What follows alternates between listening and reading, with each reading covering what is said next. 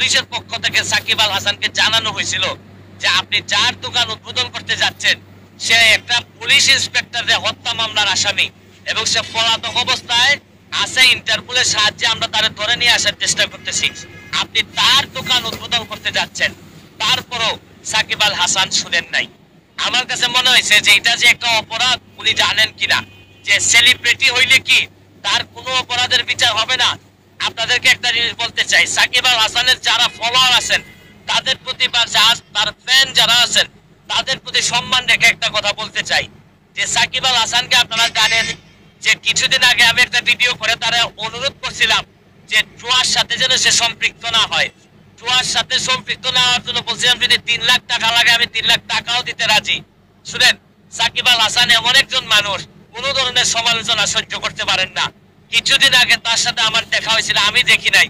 সে হঠাৎ করে আমাকে সোনারগাঁ হোটেলে বাংলাদেশ এবং ভারতের মধ্যে যে ক্রিকেট ম্যাচ ছিল ওই সময় আমার দেখেই সে পুলিশ এবং বিসিবির কর্মকর্তাদের সামনে আমাকে মারতে আসছিল এবং আমেরিকান কিছু লোকজন এখানে ছিল যাদের সাথে দেখা করতে আমি গেছিলাম।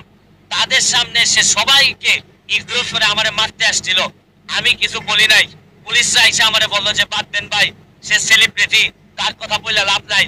এবং আমিও মনে করছিলাম যে এক সেলিব্রিটি মানুষ, তার যদি কিছু অপরাধ করে আমি যদি মাইরও খাই আপনাদের কার কাছে বিচার দিব, তারপরও কোনো কথা আমি বলি নাই। কিন্তু আজকে আমার কাছে মনে হয়েছে জুয়া থেকে শুরু করে আজকে তার এই দুবাইতে উদ্বোধন করা পর্যন্ত আমার কাছে মনে হয়েছে যে বিদ্যান যদি আপনার খারাপ মানুষ হয় তাহলে পরিত্যাজ্য। সে কোয়ালিফাইড লোকই হোক, সে যদি মানুষ হিসাবে যদি ভালো না হয় তাহলে তার ফ্যান আর হওয়ার সুযোগ নাই। আমি আপনাদেরকে একটা জিনিস বলতে চাই, শুনেন, যদি সাধারণ মানুষ যেভাবে বিচারের মুখোমুখি হয়, সাকিব আল হাসানের মতো মানুষকে যদি তারা যদি এই বাংলাদেশের মানুষকে টাকার জন্য যদি এই ধরনের মেসেজ দেয় তাইলে কিন্তু বাংলাদেশে আপনি কোনোদিন সোনার বাংলা বানাইতে পারবেন না। কারণ ভালো ফুটবল খেলে, ভালো ক্রিকেট খেলে একটা মানুষ যদি দেশ বিক্রি করে দিত চিন্তা না করে, এই ধরনের জিনিস যদি সে করতে পারে তাহলে তারে দিয়ে এই দেশের ভালো কিছু হইতে পারে না। আমি সেদিন যেদিন সে আমারে মারতে আসছিল আমি কাউরে বলি নাই।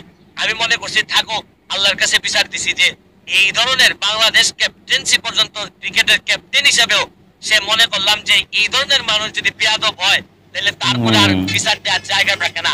আজকে আমার মনে হচ্ছে দুই এক কথা বলা দরকার। সত্য কথা বলার জন্য আপনাকে ধন্যবাদ।